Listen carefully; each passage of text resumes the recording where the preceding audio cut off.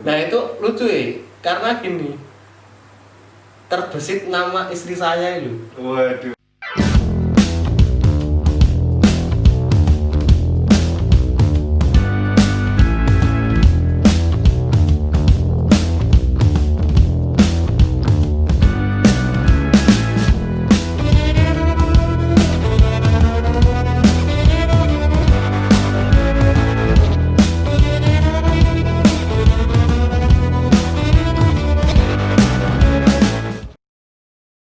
Kali ini ada bintang tamu spesial yang dimana ini menyangkut tema kita, yaitu tentang pernikahan, podcast tentang pernikahan.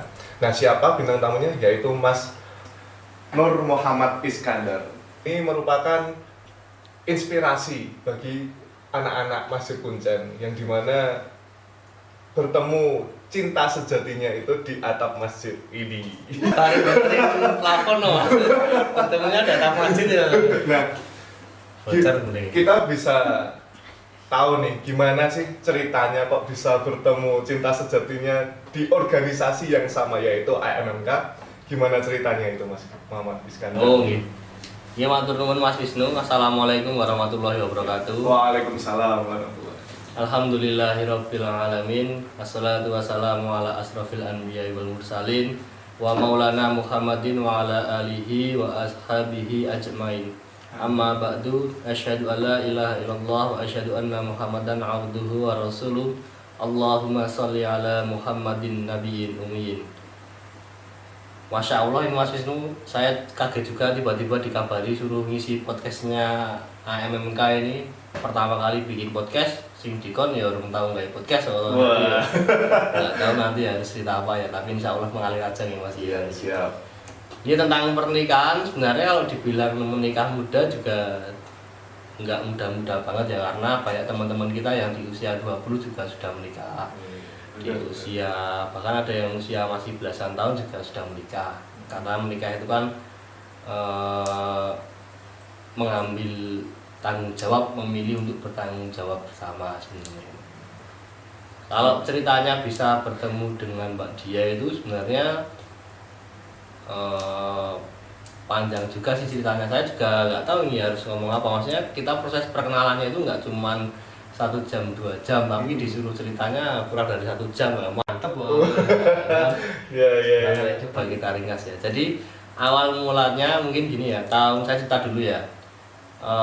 Saya diamanahi menjadi ketua Angkatan Muda Masjid Kuncen itu kan tahun 2012.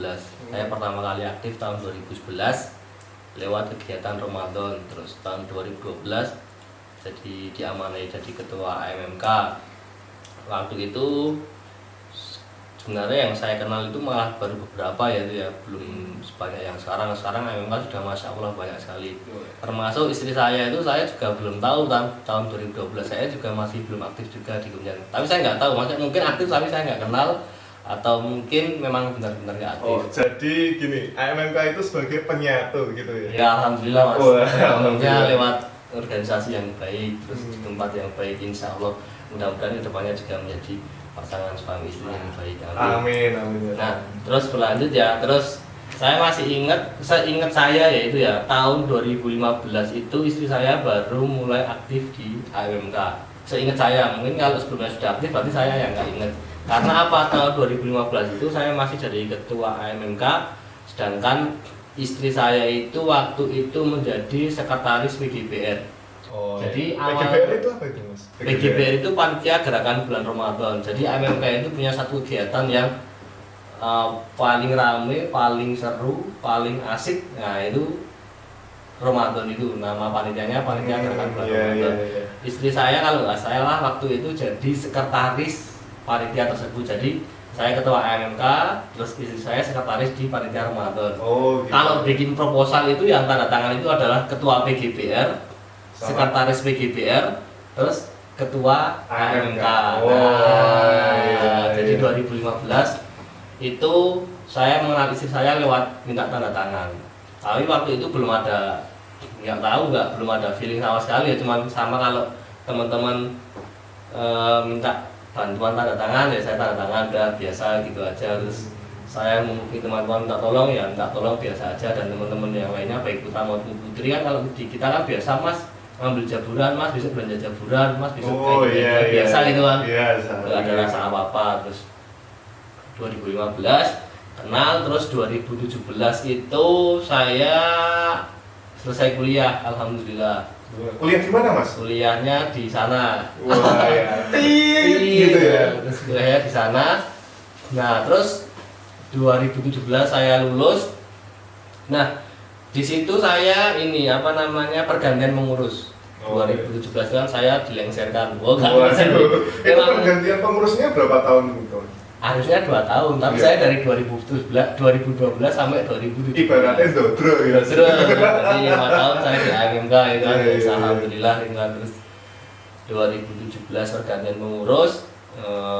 Saya waktu itu rekannya juga nggak pengen aktif di pengurus juga karena kita saya khawatir kalau nuani gitu kan, nuani senior ini, demisioner malah nggak enak atau teman-teman ya, Iya. ada sing tua gitu kan. Terus pergantian pengurus. Nah, istri saya di pengurus yang berikutnya itu jadi kepala divisi pendidikan dan dakwah atau Pendak. Oh iya. Nah, Emang divisinya ada apa aja itu? Oh, ada banyak sekali. Di MMK itu ada pendidikan dan dakwah, ada media dan jaringan, ada sosial dan masyarakat, kemudian ada pengajian anak-anak, dan itu aja kalau di pengurusnya ya, di struktur organisasinya. Nah, istri saya di pendidikan dan dakwah, terus saya lupa itu saya milih sendiri atau memang diplotkan di situ sama teman-teman. Saya kan juga seneng kalau di AMK itu kan, memang seneng, maksudnya teman-temannya juga asik-asik, kegiatannya seru-seru, dan yang paling penting adalah kita itu bergeraknya di masjid. Wah, nah, anak masya Allah banget tuh, aktifnya dapat, sosialnya dapat, terus pahalanya insya Allah mengalir gitu kan. Nah, terus saya waktu itu terus dimasukkan ke pendidikan dan dakwah Pendak. Saya lupa saya milih sendiri atau di ojo-ojo yang Pendak gitu kan. Ya udah saya di Pendak, istri saya jadi kadifnya. Terus di waktu itu nggak ada apa-apa ya, masih biasa. Oh, kalau kita ngobrol, saya ngobrol dengan teman-teman ayam itu ya biasa aja. Jadi dia sebagai istri saya sebagai kadifnya, saya anggotanya, interaksinya sebatas di program kerja pendidikan dan dakwah. Nah, terus waktu itu kalau nggak salah istri saya masih kuliah. Saya 2017 akhirnya sudah lulus ya. Nah, terus tapi sebenarnya 2018 awal itu saya sudah apa ya, bukan memilih ya, tapi ada sesuatu yang berbeda. Oh, apa itu mas? Sesuatu yang berbeda? Saya nggak tahu itu, entah kenapa, yaitu apa ya, kayak hatinya tuh kayak digerakkan sendiri mas. Waduh. Jadi kita menyadari waktu itu yang-yangan bahasanya saya kan pamit yang-yangan, maksudnya saat itu yang-yangan kok ya kita ora wangun. Pertama kita di masjid loh, terus yang-yangan itu kan, terus ya akhirnya enggak.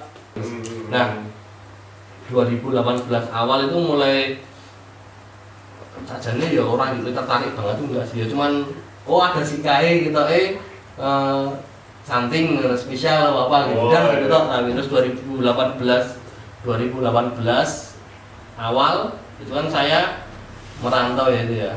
Tapi itu sebenarnya nggak tahu sih, mungkin istri saya juga merasa ada sinyal atau apa gitu loh. Terus itu juga kami baru tahunya pas sudah menikah, kita ngobrol kan, ternyata istri saya itu cerita tahunnya juga hampir sama, 2018 awal itu merasa ada sesuatu dengan saya gitu kan. Oh gitu, ibaratnya ada rasa gitu lah. Nggak tahu, tapi kita sama-sama tidak mengungkapkan waktu itu. Terus ternyata istri saya berdoa, berdoanya minta supaya dijauhkan gitu. Waduh, terus gimana? Karena ya sadarnya bagus juga, karena saat itu saya belum siap menikah, istri saya juga belum siap menikah. Oh gitu. Ya wis, saya berdoa minta dijauhkan karena takut hatinya apa ya, bahasanya perempuan, takut salah waktu untuk jatuh hati atau apa. Ya. Terus ternyata dikabulkan. Waktu itu 2018 awal itu kan saya terus merantau 1 tahun di Jakarta gitu kan.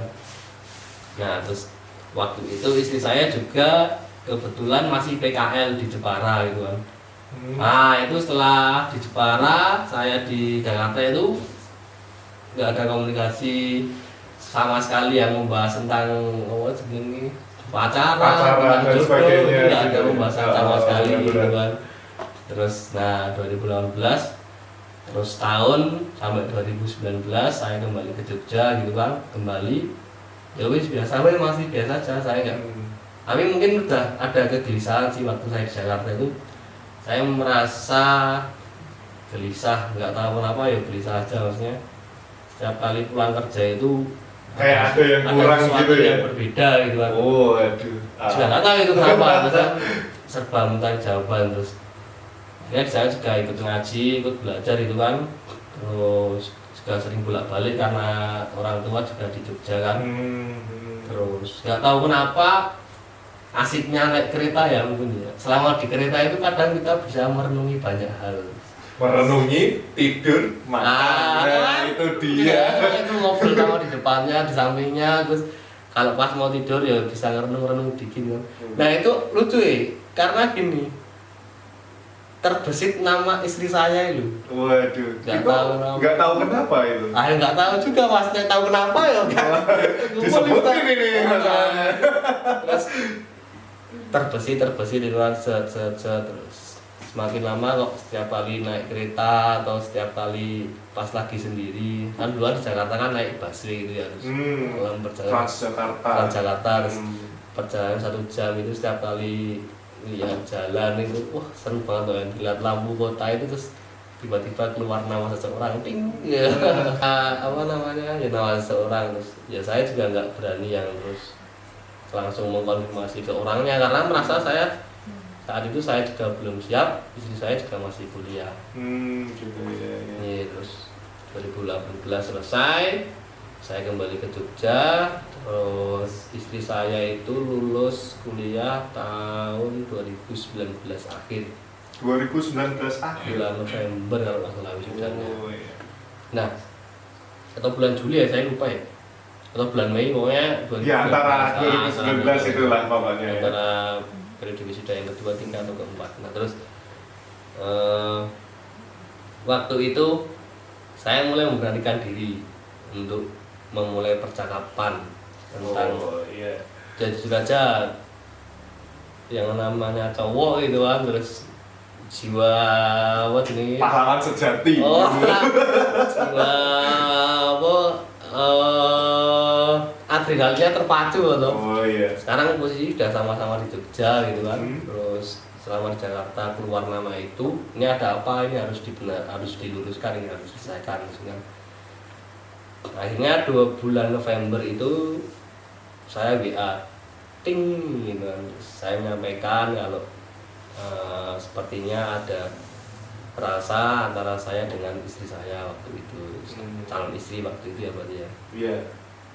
Calon istri. Terus saya memastikan dulu apakah ini akan bertepuk sebelah tangan atau kita tepuk tangan. Ini tepuk tangan. Memastikan dulu. Tapi sebelumnya saya juga sudah konsultasi dengan sepupu saya yang menurut saya bisa diajak ngobrol masalah jodoh itu. Masalah bab serius lah ya.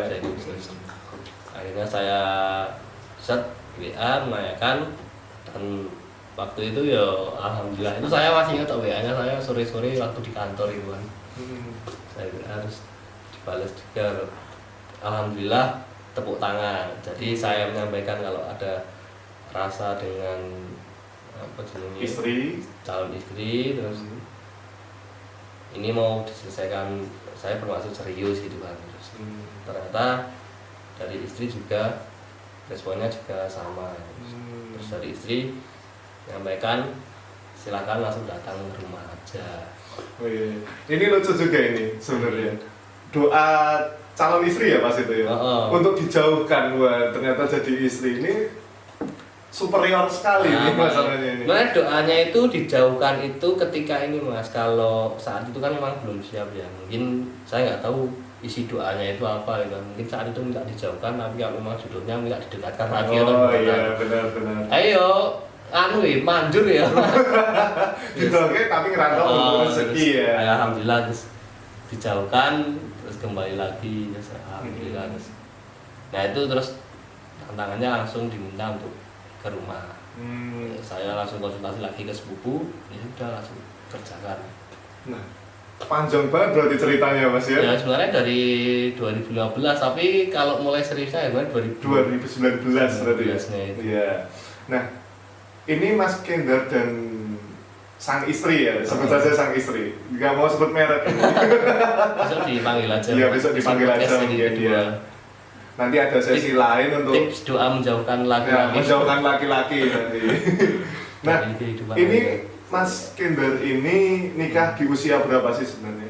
Saya 26, terus istri 23. Oh, nah, jadi nggak terlalu muda dan nggak terlalu tua. Tua ya sebenarnya ideal. Cuma sering lupa karena kebanyakan makan brutu ya. Oh iya gitu. Iya. Orang Jawa makan brutu. Nah, terus hambatan yang dilalui Mas Kendar setelah menikah atau sebelum menikah itu selain yang disebutkan itu tadi apa? Pada saat mempersiapkan nikahnya itu? Kalau hambatan, jangankan waktu mempersiapkan pernikahan, waktu mau berangkat ke rumahnya untuk pertama kali memperkenalkan diri itu juga sudah ada hambatannya itu antara milih mau mulai martabak manis atau martabak asin atau orang tuanya itu pasek dodol. Kalau bayangin aja kita mau menghadap ke calon mertua ya bukan waktu itu enggak ya wis ngono lah pikirannya segala kabut lah mau menghadap gitu kan, berusaha memberikan performa terbaik gitu kan, terus sampai bingung gitu malah mau bawain apa gitu kan. Itu udah apa ya, yo lucu sih kalau waktu itu diinget-inget lagi gitu. Tapi ya itu nggak penting kalau mau bawa, yang penting kita sudah membuat niat tulus, niat ikhlas untuk ibadah, insya Allah ada jalan. Oh ya, terus ini Mas, setelah dari cerita itu tadi pada saat istilahnya nembung calon mertua dan ternyata itu di ACC langsung gitu atau gimana? Nah itu juga menarik sih. Ada ceritanya lagi ini. Jadi setelah saya WA istri saya, terus itu kan nggak langsung paginya ke rumah gitu kan, tapi nunggu, saya lupa ya berapa hari dulu, 1 bulanan gitu ya.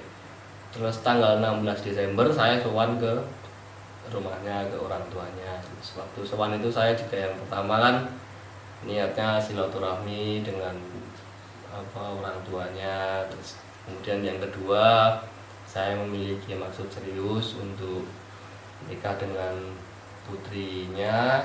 Terus pada tahap ini saya ingin memperkenalkan diri saya dan silahkan jika bapak ibu sekeluarga ingin mengenal saya lebih lanjut. Jadi emang waktu itu tanggal 16 Desember itu memang posisinya adalah saya pengen kenalan dengan keluarganya dan silahkan keluarganya mengenal saya dan keluarga. Jadi memang nggak langsung yang saya mau nikah dengan putrinya enggak, tapi kenalan dulu semuanya. Terus ya waktu itu orang tuanya juga kaget juga karena istri saya baru lulus kuliah gitu, tiba-tiba ada yang nembung gitu. Terus juga kaget juga terus. Dan alhamdulillah orang tuanya menyetujui untuk silahkan kenal lebih lanjut dulu. Oh iya, kenalan dengan calon istri dulu gitu ya. Karena memang mungkin orang tuanya tidak melihat kita ini kapan itu kenalan gitu ngerti ya. Mau menikah kan orang tua mana yang nggak kaget gitu kan. Iya, betul. Ya, terus alhamdulillah ya memang hambatannya ada aja waktu itu gitu kan. Hambatannya itu adalah dari apa ya? Ya karena orang tua mempersilahkan untuk kenalan, jadi kan kita terus bingung ya, malah kita bingung dikon kenalan. Padahal kenal cara kenal MMK. Padahal kenalnya di MMK terus. Tapi ternyata memang belum, kita ketemu setiap hari dengan orang itu belum tentu mengenal Mas. Oh iya. Jadi ternyata nah terus kita disuruh kenalan, terus caranya kenalan piye terus.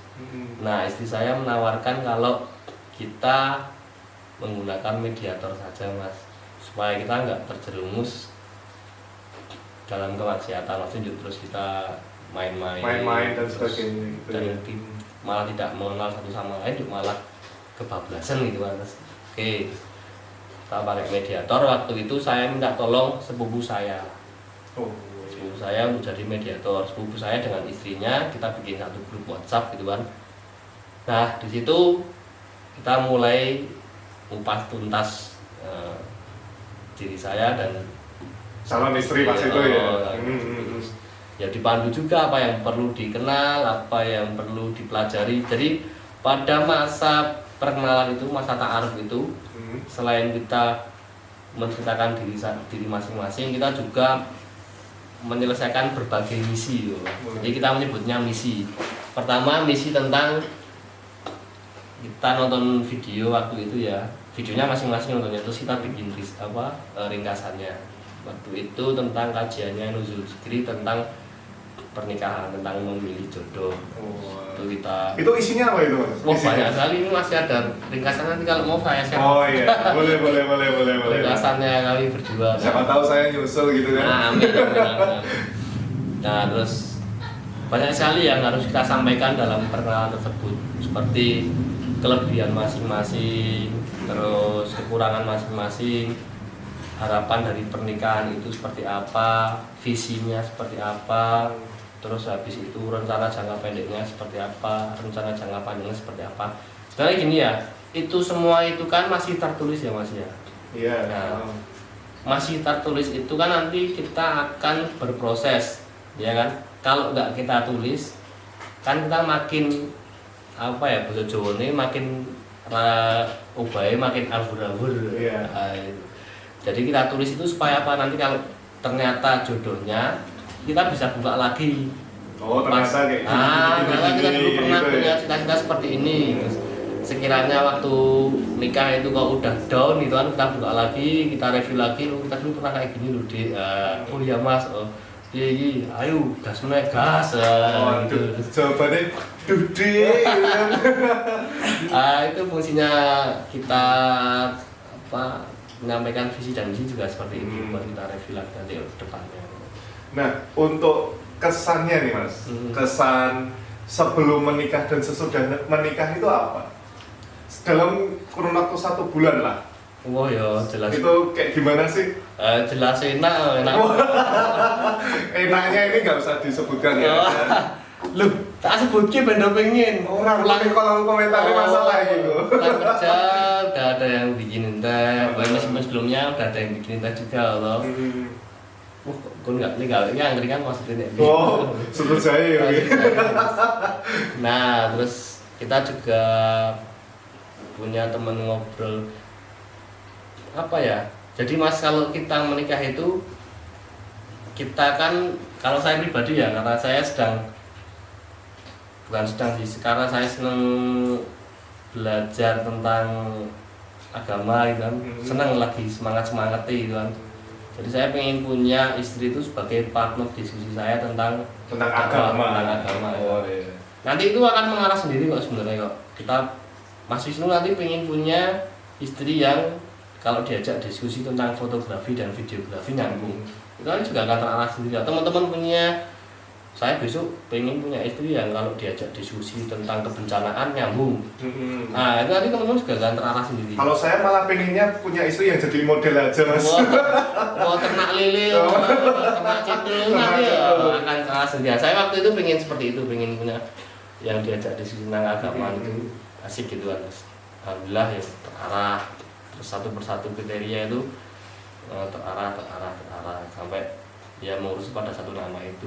Berarti intinya itu belajar bareng tentang keagamaan gitu ya. Nah, perbedaannya adalah kita jadi punya partner diskusi sepenuhnya ya. Maksudnya bangun tidur mau ngobrol tentang itu bisa, mau tidur mau ngobrol tentang itu bisa, gitu kan. Terus mudah-mudahan nanti sampai kita punya anak gitu kan, diskusi dengan anak itu juga diskusi yang sesuai dengan keinginan saya dan keinginan istri, jadi nggak jauh-jauh dari agama. Keinginan saya seperti itu gitu kan. Oh iya ini Mas, sebenarnya nikah itu kan ada yang nafsu, ada karena cibiran tetangga, ada yang memang siap mentalnya. Nah itu tanggapannya gimana? Sebenarnya gini teman-teman, kalau teman-teman merasa sudah siap ya itu ya. baik yang laki-laki dulu ya, dari pihak laki-laki. Kalau teman-teman pas sudah mampu gitu, mampu itu secara menafkahi, secara lahir mampu, secara batin mampu. Terkait pekerjaan saya rasa tidak harus pekerjaan tetap terus yang gajinya banyak, itu enggak. Sama teman mampu menafkahi sang istri dan anak-anaknya kelak, itu cukup yang pertama. Kemudian cukup yang kedua adalah dari nafkah batinnya itu ya. Jadi juga teman-teman harus banyak belajar dulu ya, harus baca lihat di YouTube boleh, baca buku boleh, dipelajari kira-kira sudah menikah itu seperti apa. Terus terkait mental juga itu perlu, karena ketika kita sudah menikah itu biasanya ya gitu ya, habis mandi langsung berangkat bisa. Kalau habis nikah tuh belum tentu bisa. Habis mandi itu ada ritual lainnya, apa? Makan sih atau ngeteh. Beda dengan keseharian sendiri Nah, gitu ya. dari Bener-bener. yang sebelumnya nek WI bisa kita bisa seenaknya aja. Setelah nikah tuh ada apa ya? Ada yang mengarahkan kita untuk sajane wangun ini. Ini orang bar ini langsung ini ora ya, bar ini yang ini sih. Nah, itu nanti kalau kita mentalnya nggak siap terus langsung merasa waduh kok ini ya. Karena saya juga masih belajar juga, karena pernikahan saya baru belum lama ya, itu ya masih tergolong sangat muda itu. Saya dan istri saya sampai sekarang masih adaptasi, masih terus belajar, masih terus memahami. Karena meskipun kita sudah perkenalan, akan banyak sekali sifat yang muncul, yang bahkan sifat itu baru muncul ketika sudah menikah. Nah, itu kita harus banyak-banyak belajar. Dan itu akan terjadi pada semua orang yang menikah, mau dia ta'aruf 1 hari, ta'aruf 1 bulan, ta'aruf 1 tahun, ta'aruf 5 tahun. Yang namanya sifat-sifat manusia itu kan Allah yang maha membolak-balikkan hati. Bisa jadi dibolak hari Senin dibalik gini, hari Selasa dibalik gini, hari Rabu gini terus. Ireng putih kan siap gitu. Nah, ini itu kalau pada saat menikah, persiapan apa sih Mas yang dilaksanakan pada saat menikah? Dan ini Mas, bagaimana cara diri sendiri memantapkan dengan pilihannya itu kayak gimana? Ya. Kalau dari segi Mas Kendar itu sendiri? Nah, tips ini saya juga dapatkan dari mediator saya. Untuk memantapkan pilihan itu adalah istikharah. Sholat istikharah. Istikharah itu tidak cuma 1 kali. Berapa kali Mas? Tiap hari. Tiap hari. Harus. Kalau saya dan istri memilih untuk tiap hari, kan saat istikharah itu kan substansi doanya itu bagus sekali. Kalau dia baik untuk agamaku, untuk kehidupanku, dan untuk akhiratku, maka mudahkanlah.